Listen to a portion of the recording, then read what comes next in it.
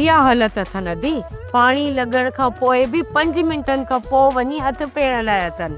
हे ॿई त काथे न काथे दंग कंदा, पर जेका नूरल ऐं बूरल जी दादागिरी धूड़ थी आहे न, उहा बि दंग आहे।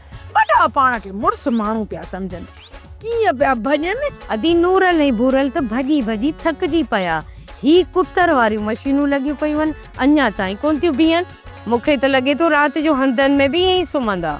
इहे जेकॾहिं न सुता न त रिलियूं हिक पासे ऐं तह ॿिए पासे हूंदा। सुबुह जो खट तां अगड़ियूं मिड़जो। अदी हवा तूं ई भला को ॾस ॾे त हिननि जो कयूं छा? ॿुधायां थी हरू भरू मांदियूं चोतियूं थियो। असल में हिननि जंहिं हिसाबी जुठ कई आहे न, उन्हनि हिननि खे गरम करे छॾियो आहे। हाणे न हिननि खे ॿाहिरां बि थधो करणो आहे ऐं अंदरां बि। हाँ, थधो करणो आहे? पोइ भला बर्फ़ में सुम्हारियूं ऐं थोरी खाराए बि छॾियूं त जीअं अंदरां बि थधा थियनि त ॿाहिरां बि। हा मुंहं खे ओसे जी बीमारी ॾींदी छा? न कुझु वखर ॿुधायां थी, तूं इस्तेमाल कयो त थोरा ठरनि। ॿुधाय दी असां ॾस कयूं थियूं। हा ॿुधायां थी। पहिरियां त मोल जानवर जो मगज़ हथ कयो ऐं पोइ कुरहाड़े चमड़े जी मर ऐं उन खां पोइ देसी कुकड़ जूं बिठूं ऐं पोइ इहे सभु शयूं घोटे उन जो तेल ठाहियो ऐं पोइ ॿिन्हिनि खे मथे खां वठी पेरनि जी तिरनि ताईं हणो ऐं पोइ उन्हनि ॿिन्हिनि खे नूरल ऐं बूरल जे घर खां पुठियूं करे सुम्हारे छॾियो। राति जो न देर सां जॾहिं उहो गैस छॾींदा न, ईअं सम्झो त नूरल ऐं बूरल खे गारियूं पिया ॾियनि। सॼी राति जेकॾहिं गंद कंदा त सुबुह जो उथंदा। तव्हां न पंहिंजे नकनि ते ॾोहिनि जा पुड़ ॾेई छॾिजो, तव्हांखे कुझु बि न थींदो। जेकॾहिं राति जो इहो कारनामो कंदा पोइ असां भेनरियूं त बोह थी वेंदासीं। रुगो उथंदा कोन, नवां सवां थी उथंदा। ईअं बाईंदा जहिड़ो कुझु थियो ई न आहे न। अदी पोइ भला उथी त हली इहे सभु वखर हथ कयूं। ॾाढा ॾुखिया मिलंदो, पर हथ त करणा पवंदा। कंदासीं अदी हवा, मथो फाड़े बि कंदासीं।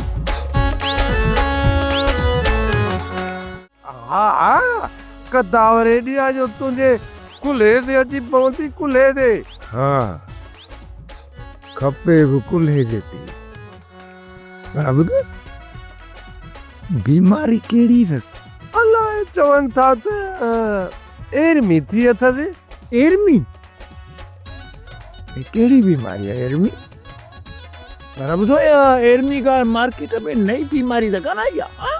चवनि था त इहा बीमारी पहिरियों नक ते असरु करे ऐं जंहिंखे इहा बीमारी थींदी उहे सुंघी न आहिनि सघंदा। नक खां थींदे अखियुनि ताईं वेंदी ऐं ज़ाल पोइ पंहिंजे मुड़ुस खे पीउ सम्झणु लॻंदी। इहा त यार वाकई डेंजरस माना ख़तरनाक बीमारी। चलो पहिरीं इलाज करायूं, पोइ था कयूं परणो। जी मां त घणी इलाज करायांसि, ख़र्च बि घणी कयां, पर वरी दीदार त कयांसि न। सोप सीरियल जहिड़ियूं ज़ालूं तहिड़ा मुड़ुस तमाम एपिसोड्स ॾिसो HD क्वालिटीअ में। विज़िट करियो असांजो YouTube channel Sindh TV HD drama. Subscribe कयो असांजो official YouTube channel Sindh TV HD drama ऐं वधीक अपडेट लाइ बेल आइकन खे क्लिक करियो।